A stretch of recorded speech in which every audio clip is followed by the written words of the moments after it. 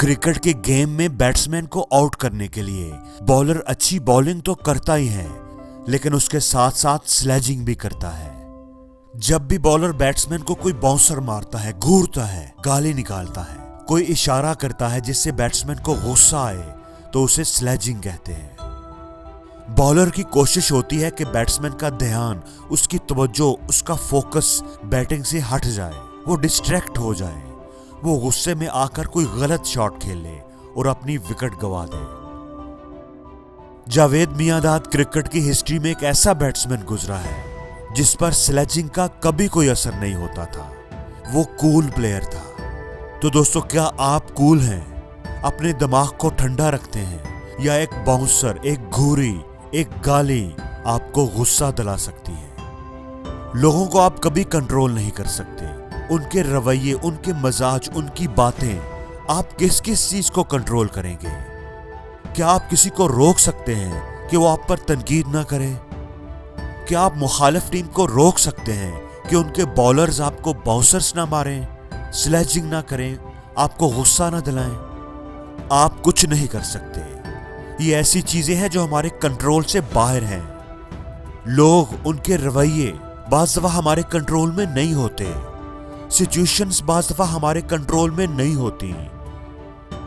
Batsman का ख्याल था कि बॉलर इन स्विंग बॉल करवाएगा, और बॉलर ने इन स्विंग बॉल ही करवाई, लेकिन अचानक ही तेज हवा चली और in swing ball out swing हो गई। स्निक लगी और बैट्समैन आउट हो गया। दोस्तों, बहुत सारी चीजें, बहुत सारी सिचुएशंस, बहुत सारे लोग हमारे कंट्रोल से बाहर होते हैं। एग्जाम में कौन कौन से सवाल आएंगे, क्या आपके कंट्रोल में है? ट्रैफिक का जैम हो जाना, क्या आपके कंट्रोल में है? मौसम खराब हो गया, बारिश नहीं रुक रही, क्या उसे रोकना आपके कंट्रोल में है?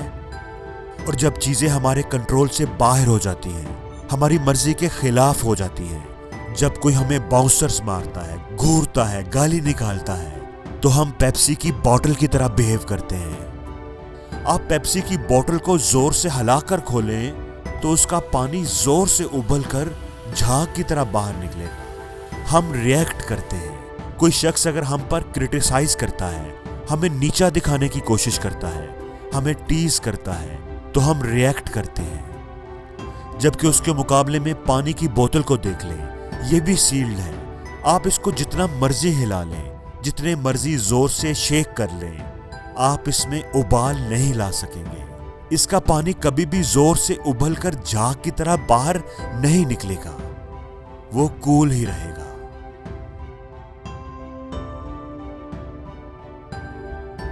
तो दोस्तों, सवाल ये है कि हम क्या बनना चाहते हैं, किस तरह बिहेव करना चाहते हैं, एक पेप्सी की बोतल की तरह या एक पानी की बोतल की तरह? ये एक फैक्ट है कि गुस्से में, प्रेशर में हम लोग पेप्सी की बोतल की तरह ही रिएक्ट करते हैं। दोस्तों, लोगों को हम कंट्रोल नहीं कर सकते। वो हमें स्टिमुलेट जरूर करेंगे, वो हमें गुस्सा दिलाएंगे, लेकिन हम चूज कर सकते हैं कि हमें वाटर बोतल बनना है या पेप्सी की बोतल बनना है। क्योंकि हर स्टिमुलस और रिस्पॉन्स के दरमियान चॉइस होती है, और चॉइस हमेशा हमारे पास होती है कि हमने रिस्पॉन्स करना है या रिएक्ट करना है। दोस्तों, जिंदगी में यह मैटर नहीं करता कि हमें किस तरह के हालात से गुजरना पड़ा है, कौन से मुश्किल हालात का सामना करना पड़ता है। मैटर यह करता है कि हम उन मुश्किल हालात में क्या फैसला करते हैं, क्या चूज करते हैं, रिएक्ट करते हैं या रिस्पॉन्ड करते हैं। क्योंकि जिंदगी हमारी चॉइसेस का ही नाम है। A great personality is not born in the maternity ward. A great personality is born by the choices that one makes.